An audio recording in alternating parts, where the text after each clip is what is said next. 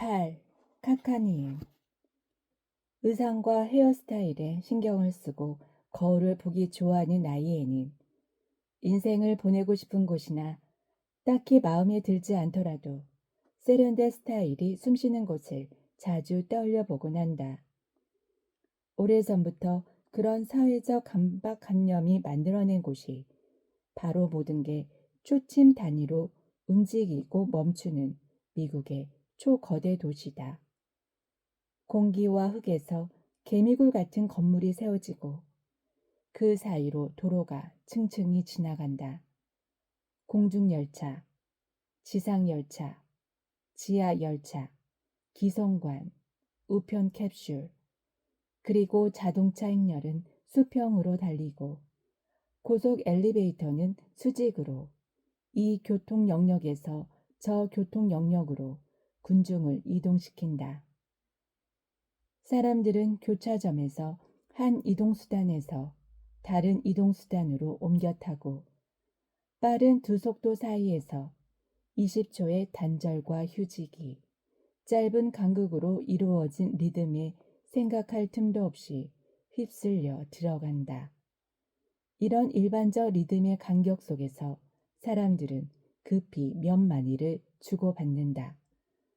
질문과 대답은 기계의 부품처럼 정확히 접속된다. 사람들은 각자 할 일이 따로 있고 직장은 특정 장소에 집단으로 모여 있다. 사람들은 움직이면서 먹고 여흥은 도시의 다른 구역에 집중되어 있다. 또 다른 구역엔 아내와 가족, 출근기, 그리고 자신의 영혼이 살아가는 높은 건물이 있다. 긴장과 이완, 일과 사랑은 시간적으로 정확히 분리되고 엄격한 실험실 규칙에 따라 평가된다. 어떤 일이 잘못되면 사람들은 그냥 그 일을 그만둬 버린다. 얼마든지 다른 일을 찾거나 종종 더 나은 길을 발견할 수 있기 때문이다. 또는 놓친 길을 남이 발견하기도 한다. 그렇다고 나쁠 건 없다.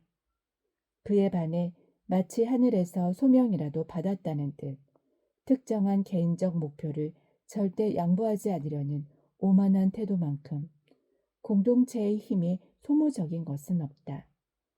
여러 힘들에 의해 흘러가는 사회에서는 사람들이 너무 오래 망설이거나 깊이 생각하지만 않는다면 각각의 길은 항상 하나의 좋은 목표로 나아간다. 목표들은 단기로 설정된다. 하지만 인생도 단기다. 사람들은 인생에서 이룰 수 있는 것의 최대치를 이루려 한다. 행복을 위해 필요한 것은 더 이상 없다. 성취가 영혼을 만들어내기 때문이다. 반면에 성취 없는 소망은 영혼을 비틀어 놓을 뿐이다. 또한 행복에는 무엇을 하고자 하는지가 중요한 것이 아니라 무엇을 성취하느냐가 중요할 따름이다. 동물학도 결함 있는 개체들의 총합에서 아주 특출한 전체가 탄생할 수 있음을 가르쳐 준다. 어떤 일이 어떻게 될지는 결코 정해져 있지 않다. 그런 상상은 줄곧 우리를 따라다니는, 쉴 새 없이 움직이는 감정이 반영된 여행 판타지 같은 것이다.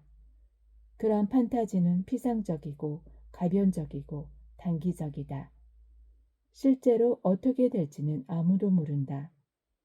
우리는 매 순간 새로 시작할 수 있고 우리 모두를 위한 계획을 수립할 수 있다고 생각해야 한다. 속도가 빠른 일이 마음에 들지 않으면 다른 일을 하면 된다. 예를 들어 베일처럼 물결치고 바다 달팽이처럼 비밀스러운 행복이 깃든 일이나 고대 그리스인들이 그렇게 열광하던 암소의 깊은 눈빛 같은 아주 느린 일을 하면 된다. 하지만 실제로는 그렇지 않다. 우리는 속도에 얽매겨 산다. 밤낮으로 빠르게 달리고 다른 모든 일도 빠르게 처리한다. 그런데도 우리는 마치 우리를 둘러싼 내벽이 고정돼 있는 것처럼 면도하고 밥 먹고 사랑하고 독서하고 업무를 본다. 섬뜩한 것은 우리가 그것을 눈치채지 못하지만 그 벽들이 움직이고 어디로 향하는지는 모르지만 길고 굽은 더듬이처럼 벽의 레일이 계속 생겨난다는 사실이다. 더구나 우리는 시대의 열차가 가는 방향을 결정하는 힘들에 속하고 싶어 한다. 그것은 무척 모호한 역할이다. 제법 긴 휴식 끝에 밖을 내다보면 우리는 풍경이 바뀐 것 같은 느낌을 받는다. 스쳐 지나가는 것은 그냥 스쳐 지나간다.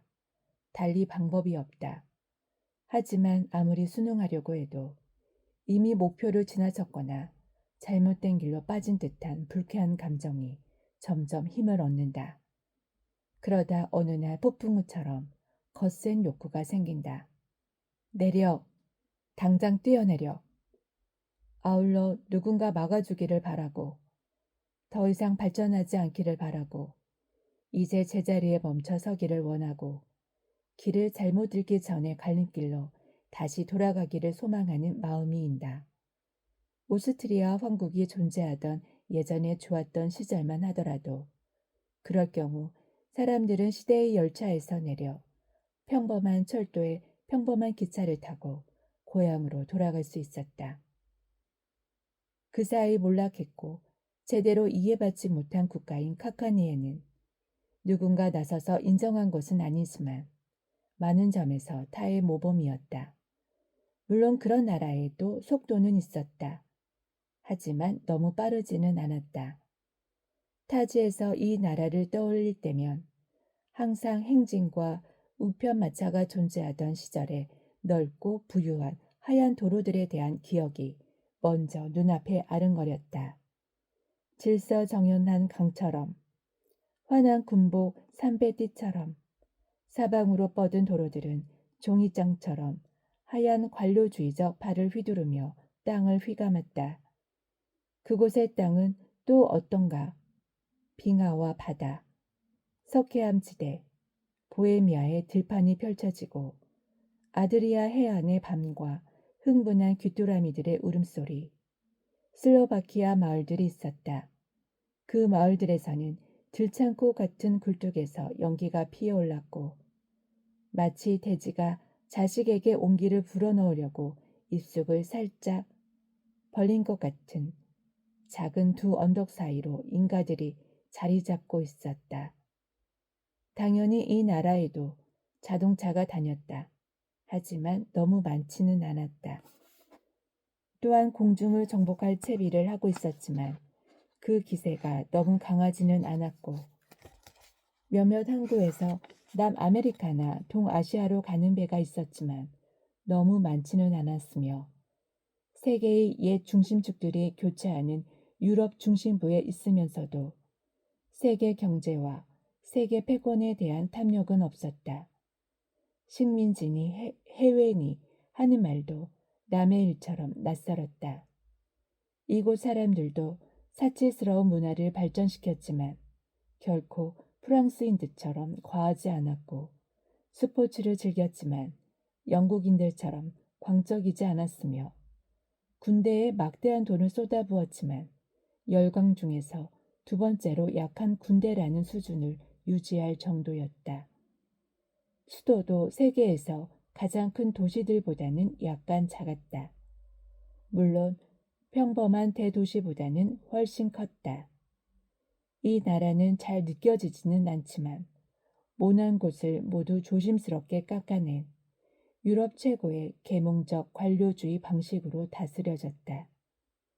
그 방식에 대해서는 딱 한 가지 실수만 지적할 수 있다. 높은 신분이나 국가 관직을 통해 특권이 부여되지 않은 개인의 천재성과 천재적 발상을 건방지고 주제넘은 짓으로 여겼다는 것이다. 하지만 자격도 없는 이에게 지적받는 걸 좋아할 사람이 어디 있겠는가. 어쨌든 카카니엔에서 천재는 항상 버릇없는 인간으로 간주되었고 다른 나라들과는 달리 버릇없는 인간을 천재로 보는 일은 결코 없었다. 몰락한 이 카카니엔을 두고 이상한 말이 얼마나 난무하는지.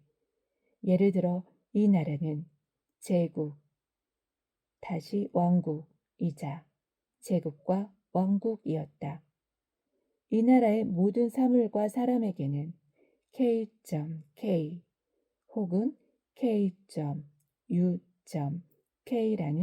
두 약칭 가운데 하나가 붙었다. 그럼에도 어떤 기관과 인간이 K.K이고 어떤 것이 K.U.K로 불러야 할지 확실히 구분하기 위해서는 비밀 학문이 필요했다. 이 나라는 공적 서류상으로는 오스트리아, 헝가리 제국으로 불렀지만 입으로는 그냥 오스트리아라고 했다. 그러니까 국가에 엄숙히 맹세할 때도 이 이름을 썼고 모든 감정적 영역에서도 이 이름을 사용했다. 이는 감정도 국법만큼이나 중요하고 외적 규정은 실제 삶과 다르다는 것을 보여주는 징표였다. 카카니에는 헌법상으로는 자유주의적이었지만 카톨릭 교회의 원칙에 따라 다스려졌다. 즉, 종교적 통치를 기본으로 삼고 있지만 일상의 삶은 자유로웠다는 말이다. 법 앞에서는 모든 시민이 평등했다. 물론 그렇다고 모두가 시민은 아니었다. 이 나라엔 독립차라고 해도 될 정도로 막강한 자유를 구가하는 의회가 있었지만 의회 없이도 집행이 가능한 긴급조치 조항도 있었다. 그런데 모두가 절대 왕정에 환호하며 그리고 회귀할 것을 주장할 때도 매번 다시 의회주의를 고집한 사람은 황제였다. 그런 일은 자주 있었다. 민족주의 투쟁도 그중 하나였다. 당연히 다른 유럽 국가들의 호기심을 불러일으켰고 오늘날엔 완전히 잘못 이해되고 있는 민족주의지만 말이다. 아무튼 이 투쟁들은 국가기구가 1년에 여러 차례 삐걱대다가 정지해버릴 정도로 격렬했다.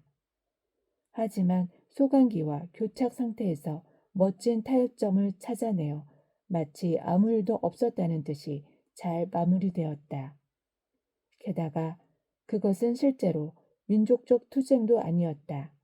다만 오늘날 우리 모두가 인정하는 만인의 추구에 대한 만인의 혐오감이 그 나라에서는 일찍 발현되었고 만일 그게 어떤 재앙으로 인해 때에 이르게 중단되지만 않았다면 굉장한 파장이 예상되는 승화된 제식으로 자리 잡았을지 모른다. 그도 그럴 것이 카카니엔에서는 이웃 시민들에 대한 혐오감이 공동체 의식으로 고양되었을 뿐 아니라 자신과 자신의 운명에 대한 불신도 깊은 자기 확신적 성격을 띠고 있었기 때문이다. 그 나라 사람들은 항상 생각과 다르게 행동했다. 그것도 가끔 최고도의 열정으로 결과를 낼 때까지 말이다. 또는 그들은 행동과 다르게 생각했다. 외부의 문외한들이 보기에 그것은 오스트리아적 성격의 매력 또는 약점이었다. 그러나 그것은 틀렸다. 아니, 한 나라의 현상을 단순히 그 국민들의 성격으로 설명하는 것은 언제나 틀렸다. 어느 나라 국민이든 최소한 9가지 성격은 갖고 있기 때문이다. 직업적 성격, 민족적 성격, 국가적 성격, 계급적 성격, 지리적 성격, 성별에 따른 성격, 의식적 성격, 무의식적 성격, 개인적 성격이 그것이다.